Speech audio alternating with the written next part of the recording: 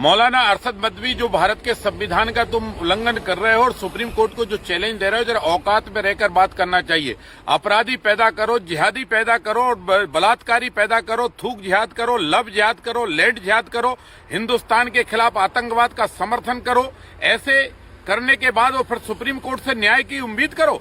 क्या तुम आतंकवाद फैलाओगे, हिंदुस्तान में निर्दोषों की हत्या करोगे और सुप्रीम कोर्ट तुमको बिरयानी खिलाएगा? सुप्रीम कोर्ट तुमको फांसी के फंदे पर लटकाएगा। अरशद मदनी, जो तुमने बदतमीजी की है, इस बदतमीजी को जरा होश में रखिए। और इस तरह की लैंड जिहाद, लव जिहाद और जो है इस देश में जो है अमन शांति को भंग करने वाले मौलाना, कान खोलकर सुन लो। अगर तुमने भारत के संविधान का उल्लंघन किया, बाबा साहब अम्बेडकर के संविधान का उल्लंघन किया, तुमने न्यायपालिका पर सवाल खड़ा किया, मैं सर्वोच्च न्यायालय से भी प्रार्थना करूंगा कि इस तरह के देशद्रोहियों को 100 मोटो का जो है केस रजिस्टर्ड करके जेल के अंदर डालो। ये भारत के अंदर नए नए जिन्ना पैदा हो रहे हैं। ये भारत में अलगाववाद पैदा करना चाहते हैं, भारत के मुसलमानों को भड़काना चाहते हैं, अपनी रोटियां सेकना चाहते हैं, मुसलमानों से देश में आग लगवाना चाहते हैं। ये थूक जिहाद, लव जिहाद और लैंड जिहाद और सुप्रीम कोर्ट पे सवाल खड़ा करना चाहते हैं। तुम आग लगाओ और सुप्रीम कोर्ट तुमको बरी कर दे।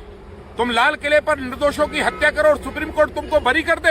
अरे तुम्हारे बेटा बेटी पढ़े, डॉक्टर बने तो देश तुमको सलाम करेगा, पर डॉक्टर बनकर अगर बम फेंकेंगे तो उनको भी बम से ही उड़ाया जाएगा। भारत की सेना उनको मिठाई नहीं खिलाएगी। इसलिए ध्यान रखना, आतंकवादियों का समर्थन करने वाले मदनी, सुप्रीम कोर्ट पर सवाल खड़े मत करो।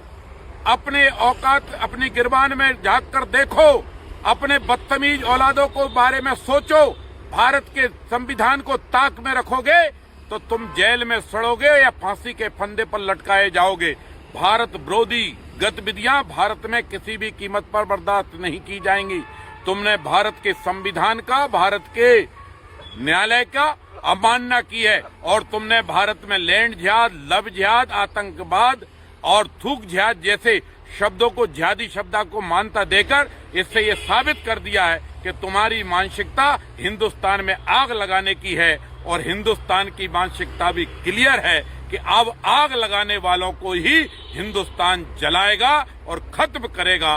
भारत पर किसी भी दुष्ट की आंच नहीं आने देगा।